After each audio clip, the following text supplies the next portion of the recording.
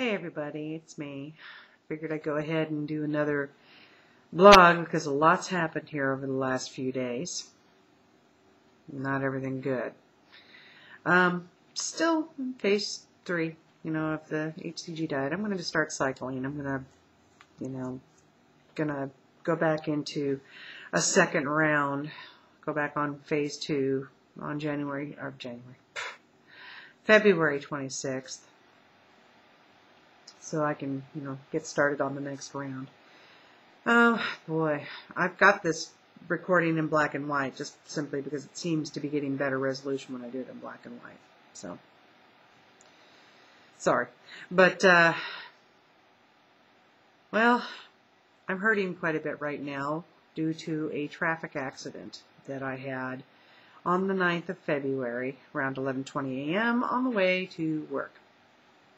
My car has sustained about $1,900, a little over $1,900 worth of damage to the driver's side door. I essentially got sideswiped by some guy in a 1995 Dodge Ram 1500 with severe issues on the front axle.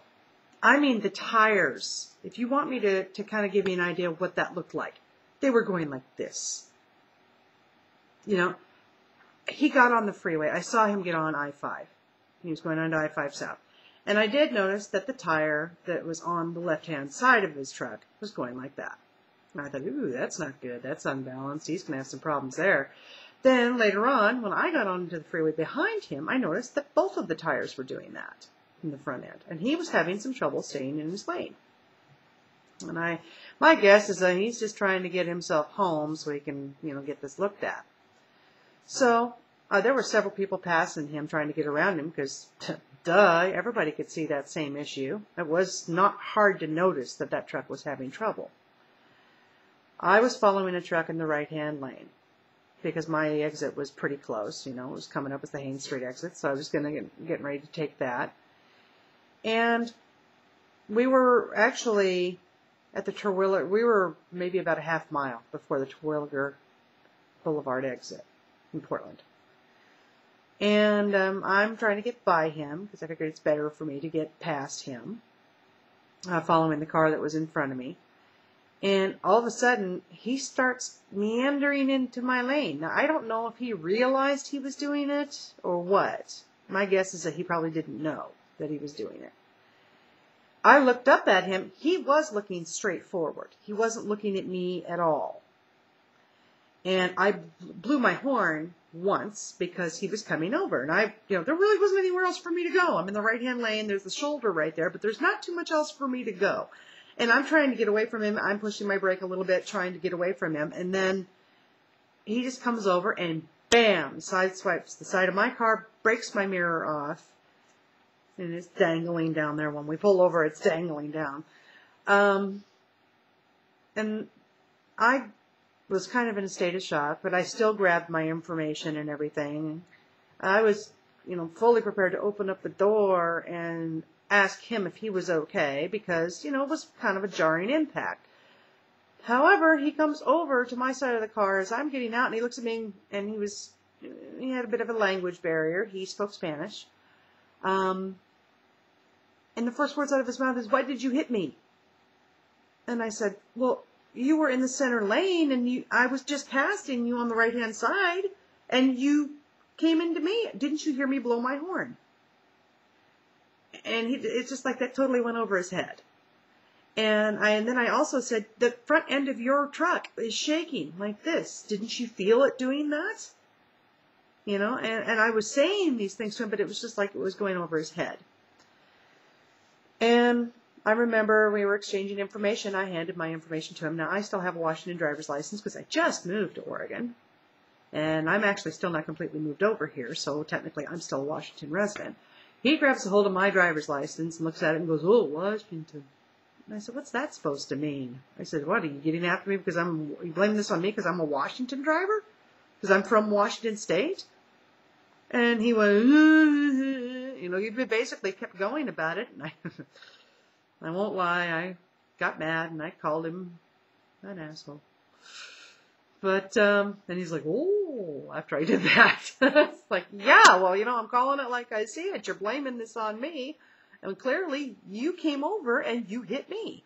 And believe me, if you look at on my Facebook page, for a friend of mine, you'll see the pictures on my Facebook page. But, he did some pretty good damage. And the only thing that was on his truck that was from our accident was a little dimple, maybe about yay big, and some chipped paint. Now, what I'm afraid of, since he, the whole way, according to my insurance company and his insurance company, is telling a completely different story than what actually happened. He's saying I ran into him in his lane, which there's no way I would have gone into his lane. I was getting ready. I was in the right lane for me to be able to exit at the Haines Street exit. I had no reason to get into the center lane. None. So, it's going to be a fight between the insurance companies, I can tell. But I sustained some injury from the accident as well. I have strained muscles all over my body, but I have a sprained neck, which I didn't know that you could do that. But I have a sprained neck and back from this, so it's a little hard for me to turn my head. Well, I can turn my head from side to side. I can turn about this far, about this far. Right now, it's worse today than it was at the actual day of the accident. But this guy, on the side of the road, as we're exchanging information and everything, he tells me, and he did do this. I swear to God, he did do this. And he's denying that he said this, but he did do this. Oh, and by the way, nobody stopped. Aren't you supposed to stop when you witness an accident? Well, gee, nobody who was behind either one of us stopped. People were honking their horns, like what that's supposed to do for us. Huh? God. It's amazing. But so essentially it's my word against his. But anyway, as we're talking on the side of the road here, he looks at me in fairly broken English. He says something about reporting it to our insurance companies. And I didn't quite hear him at first, so I asked him to repeat himself. And it was kind of loud because there was traffic going by us on the interstate.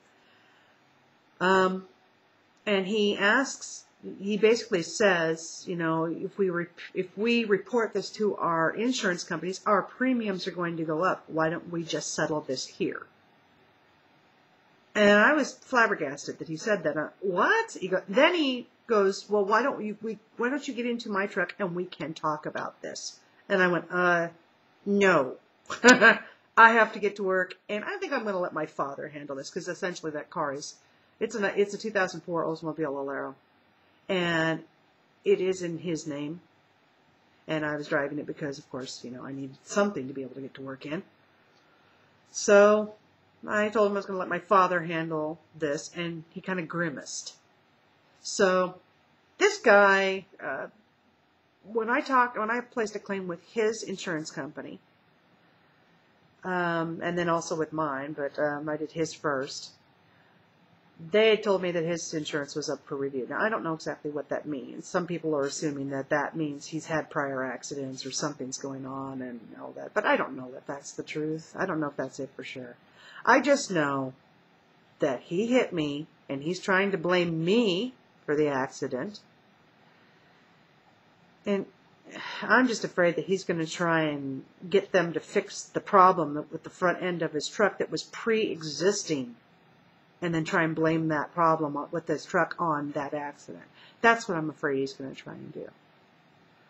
So, luckily, my insurance company is 100% behind me. The people who were doing the estimate for me said, yeah, this looks like this is impact damage. This is strong impact damage from someone who has hit you at a high rate of speed. So, seeing that he took my mirror off, and the only thing that was in his truck was that little dimple from where my mirror hit him, or he'd hit my mirror, either way, however you want to look at it. I don't know how this is going to come out. I just know that I have missed 3 days of work because of pain, and because of the issues with this accident. I'm pissed off. I just started that job. Luckily, they're very understanding, and they feel bad that I'm going through this too, and they know that I'm in pain right now. So I go back to work tomorrow morning, but still, here I have this 3 days of pay due to this person who hit me. I'm trying to be nice, but I don't know why. I'm just trying to be nice. But this has not done very well for me for the last 3 days. I mean, it's messing with my head. Today I managed to be able to get onto I-5 again and go to pick up my very first paycheck from work. My boyfriend was with me, so he was my blind spot eyes because he couldn't see out the mirror that got broken off. Luckily now, with State Farm's blessing, we were in Womack, the place that we go and take the car to, but their blessing to go ahead and tape the mirror up so I can at least be able to see out of it, you know, when I get on the freeway next time, because I'll be by myself. So, anyway, that's how my life has been the last few days.